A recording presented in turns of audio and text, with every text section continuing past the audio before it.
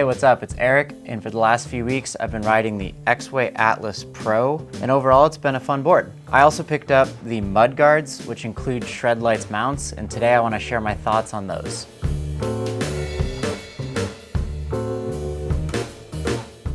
Fenders are most commonly used by one-wheel riders because the position of the tire makes it prone to splashing water and mud onto your back leg. The one wheel is also designed to ride off-road, so you're going to encounter mud and water much more frequently. Fenders and mud guards are much less common on electric skateboards for a couple reasons. First, with the smaller wheels of an electric skateboard, it's a lot harder to go off-road in the first place, and it's best to just avoid wet and muddy conditions altogether. Designing fenders and mud guards for electric skateboards is a lot more difficult than a one-wheel or an e-bike. Exway did an excellent job designing these mud guards for the Atlas Pro, and the front and rear mud guards differ slightly, where the rear mud guards attach directly onto the motor mounts, and the front mud guards are a little more complex, attaching onto your front truck.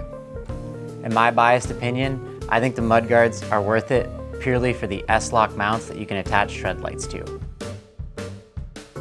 They don't make much of a difference in terms of light output compared to mounting them on your trucks, but they definitely look really cool.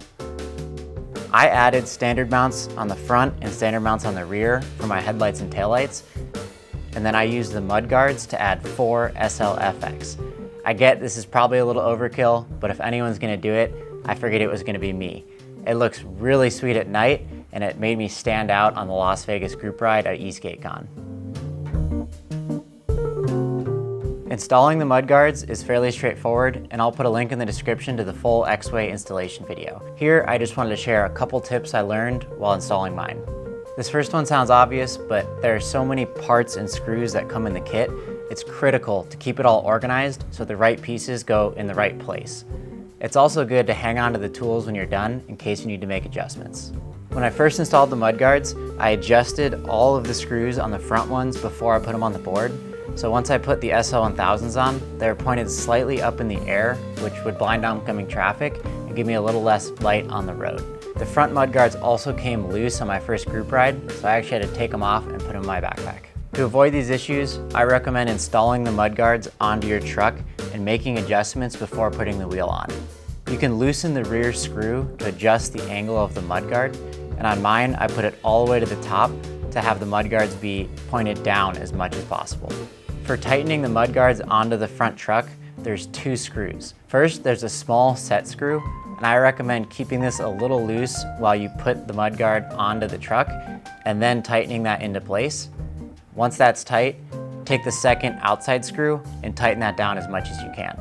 With these adjustments, the mud guards have stayed in place and I haven't had any further issues. The rear mud guards are a little more robust because they have 3 mounting screws that attach directly to the motor guard versus attaching to the truck like the front ones, so you shouldn't have any issues with these. So if you're wondering if you should pick up the mud guards for your Atlas Pro, I'd say yes if you like the way they look and you're riding in wet and muddy conditions frequently. It's also nice to have some additional ShredLights mounts. They don't add much extra weight, so the only real downside is the extra cost. If you're looking for a game-changing upgrade to the stock Atlas Pro, I'd say you can skip the mud guards and invest in wheels or a different drivetrain instead. That's all for this video. Thanks for watching, and subscribe for more videos like this.